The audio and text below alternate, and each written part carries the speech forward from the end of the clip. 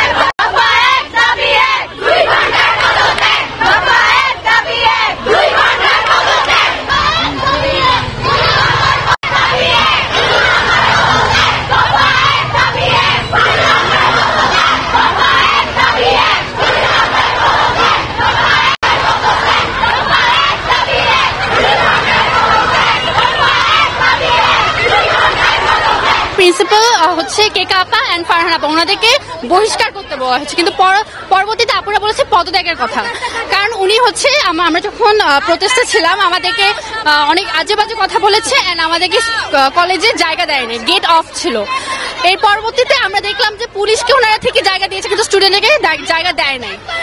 এই কারণে অনেকে আহত হয়েছে আমাদের অনেক আপু ভাইরা। তো এটা হচ্ছে আমাদের দাবি যে ওনাদেরকে পদত্যাগ করতে হবে। ওনারা যখন প্রটেস্ট চলাকালীন আমাদের যখন মেয়েরা ঢুকতে চেয়েছিল তখন তারা ঢুকতে দেয়নি।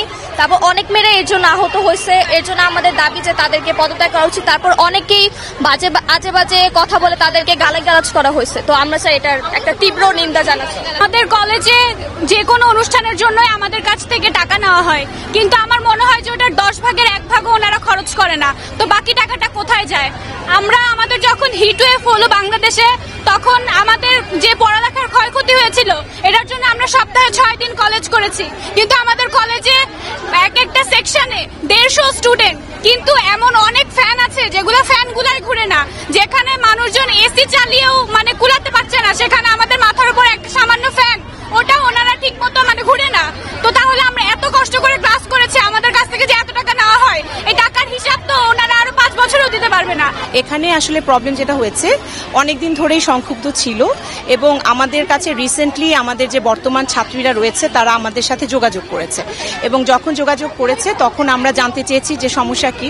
এবং এখানে যেটা আমাদের কাছে সবচেয়ে খারাপ লেগেছে যে এই বৈষম্য বিরোধী আন্দোলনের সময় আমাদের মেয়েরা যারা এখানে প্রোটেস্ট করছিল তাদের একটা ইনসিডেন্ট হয় এরকম যে পুলিশ এসে গোলাগুলি এবং যেই ওদের একটা থ্রেটনিং এর একটা লাইফ থ্রেটের একটা ইস্যু চলে আসে এবং তখন তারা আসলে ওনাদের সাথে যোগাযোগ করে গেটটা খুলে দেওয়ার কথা বলে, কিন্তু তারা গেটটা তখন খুলে দেয় নাই এবং বাধ্য হয়ে আমাদের মেয়েদের এটা অত্যন্ত পরিতাপের কথা যে তাদেরকে তখন সিদ্ধেশ্বরীর গেট খুলে ওখানে ঢুকতে হয়েছে।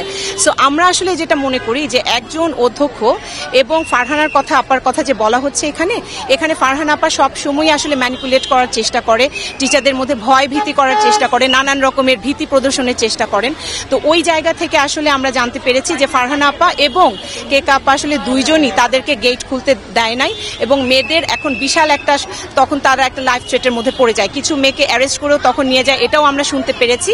তো ওই জায়গা থেকে আমরা এসেছি যে অ্যাজ এ গার্ডিয়ান, একজন প্রিন্সিপাল তো গার্ডিয়ান স্কুলের, সো উনি আসলে আমাদের মেয়েদেরকে সেফটি এবং সিকিউরিটি এনশিওর করাটা ওনার দায়িত্বের মধ্যে পড়ে।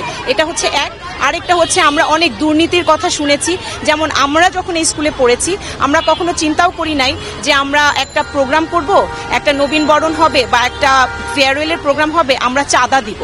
ইট ওয়াজ অলওয়েজ ফান্ডেড বাই স্কুলের যে জিনিসটা ছিল বা কলেজের ফান্ড ছিল, কিন্তু ওদের থেকে টাকা নেওয়া হয় কিন্তু সেই পরিমাণে মানসম্মত খাবারও দেওয়া হয় না, টাকাটা যেই পরিমাণে নেওয়া হয় সেই পরিমাণে খরচটা করা হয় না। তারপরে আরেকটা যেটা এই ফারহান আপার সম্পর্কে, যেটা কেকা আপা তো আসলে রিসেন্টলি অধ্যক্ষ হয়েছেন জানেন, কিন্তু অল দিস ইয়ার্স আসলে আমরা দেখেছি যে ফারহানা আপার যে ওই জায়গাটা থেকে বুলিং এর যে ব্যাপারটা, হ্যাঁ ছাত্রীদের এটাও একটা সংক্ষুব্ধের জায়গা যে তাদেরকে রীতিমতো বুলিং করা হয়, ভয় ভীতি দেখা হয়, ওনার এগেনস্টে কেউ কথা বললেই সর্বনাশ এরকম হয়ে যায়।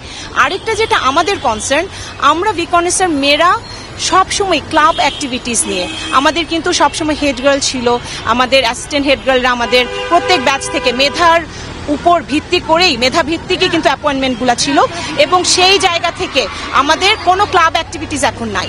হ্যাঁ, এটা কিভাবে হয়, এটা কিভাবে সম্ভব? সো এই সবগুলা ইস্যু আমরা রেজ করেছি। আর আমাদের প্ল্যাটফর্ম থেকে আজকে যেমন শুধু যে আমি সভাপতি হিসেবে এসেছি তা না, আমি একজন আইনজীবী। সো ওদের যদি কোনো আইনি সহায়তার যে জায়গাগুলো, অ্যাডভাইসগুলোর যে জায়গা, সেজন্য আমরা আসলে ওনাদের পদত্যাগ দাবি করছি।